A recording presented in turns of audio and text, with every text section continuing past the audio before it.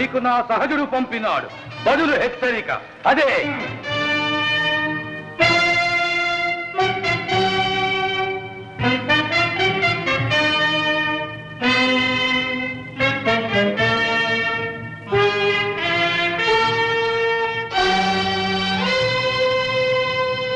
వసంతక, అదేమిటో చూడు.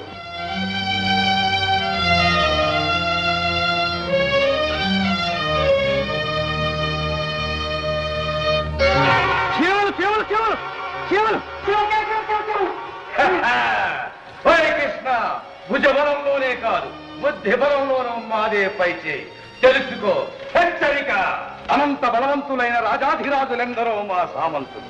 హిమాలయ పర్వత శ్రేణిని 2000 యోజనాలుగా పరచుకున్న దక్షజాతి ముఠాలు మా కింకరులు. అట్టి శతాధిక సేనావాహిని నీపై దాడి నడిపితే ఆహురే గ్రహణకు తెచ్చుకో. ఈ చీమలతో మీ పాముకు పట్టిన గతే నీకు పడుతుంది. చూడు.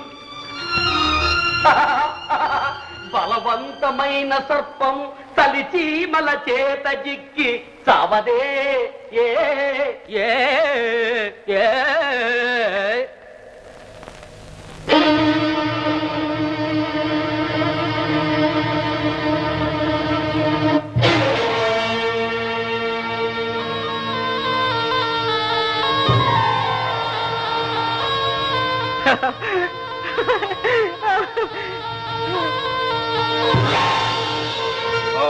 మహోదర, మీ చీమల వల్ల మా పాము చెప్పు చెదరలేదు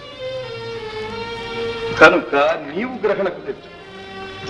శతాధికమే కాదు, సహస్రాధిక సేనావాహినులను మాపై దాడి నడిపిన మిడుతల దండు అగ్నిపర్వతం మీద పడినట్టే అవుతుంది.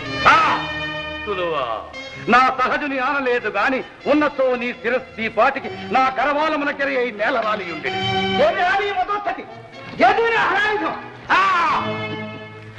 అతడు రాయబారి. మహోదర, ఇక మీరు వెళ్ళవచ్చు. వెళతాను, కాని ఒక్క మాట. కాలకంఠవర ప్రసాది అయిన కాలయవని చెనకడం మీ తరం కాదు. సర్వ యాదవ జాతిని సమూలంగా నాశనం చేయడం సత్యం. సిద్ధంగా ఉండండి. కృష్ణ, ఆ వరమేమిటి, వాడి అహమేమిటి? అవునన్నయ్య, కాలయవనునికి యాదవుల చేతిలో చావు లేదు. అది ఈశ్వరుడి వరం. నగర సంరక్షణలో మీరు అప్రమత్తులై ఉండండి. వాడి పని నేను చూస్తాను. ఆకుచాటు పిండ తడిసే, కొమ్మ చాటు పువ్వు తడిసే. ఆకుచాటు పిండ తడిసే, కొమ్మ చాటు పువ్వు తడిసే. ఆకాశ గంగొచ్చింది, అందాలు ముంచెత్తింది. గోదావరి పొంగొచ్చింది, కొంగుల్ని ముడిపెట్టింది. గోడ చాటు గువ్వ తడిసే,